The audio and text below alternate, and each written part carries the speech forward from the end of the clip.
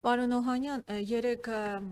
կառավարության ծրագրի կատարողականի ժամանակ Նիկոլ Փաշինյանն իր ելույթը եզրափակեց այսպես. ժողովուրդը պետք է շունշանգյալներին, քաղաքական բոշաներին ուղարկի քաղաքականությունից դուրս։ Նախ ինչպես եք վերաբերվում այս խոսույթին, ասվածի բովանդակությանը եւ կհաջողվի արդյոք ընդդիմությանը վերջնաարդյունքում ձևավորել իշխանություն։ Շնորհակալություն։ Շնորհակալ եմ։ Մենք ընդհանուր առմամբ դեմ ենք այսպիսի խոսույթին, փողոցային տրամաբանությամբ գործողություններին եւ նաեւ փողոցային բառապաշարին եւ կարծում եմ, որ այստեղ պետք է ամրագրել, որ վերջին 7 տարիների ընթացքում այդ բառապաշարով առաջին հերթին խոսել է հենց անձամբ Նիկոլ Փաշինյանը եւ իր որոշ գործընկերներ, չնայած նրանով բազմաթիվ անգամ խոսելով քաղաքակրթությունից, բարեկրթությունից, ինքը նաև խախտել է իր այդ բարեկրթության երդման այդ պահը։ Բայց միևնույն ժամանակ մենք նաև դատապարտում ենք յուրաքանչյուր ոչ հարիր խոսք, որը ուղղված է նաև մեր ժողովրդին։ Եթե նույնիսկ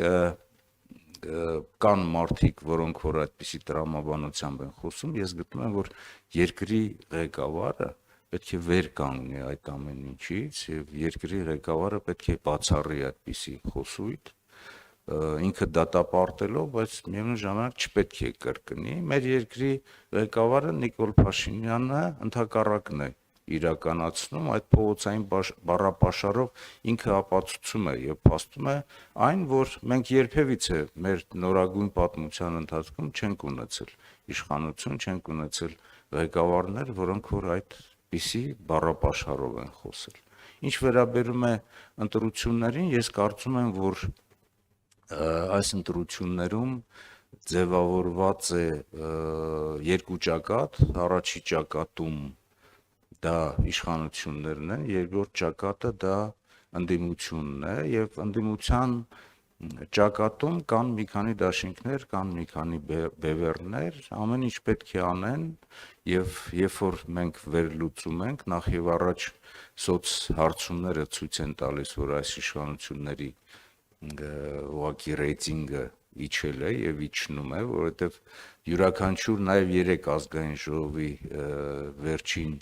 իր խոսքի ընթացքում Նիկոլ Փաշինյանը եւս անգամ իր ռեյտինգին ինքը հարվածում է նրանով, որ երկրի ղեկավարը չպետք է այդպիսի փողոցային տրամաբանությամբ շփվի եւ падգամավորների եւ նաեւ մեր ժողովրդի հետ եւ այդ համախմբումը գոնե այն առումով, որ այսօրվա իշխանությունների վերարտադրությունը չպետք է թույլ տալ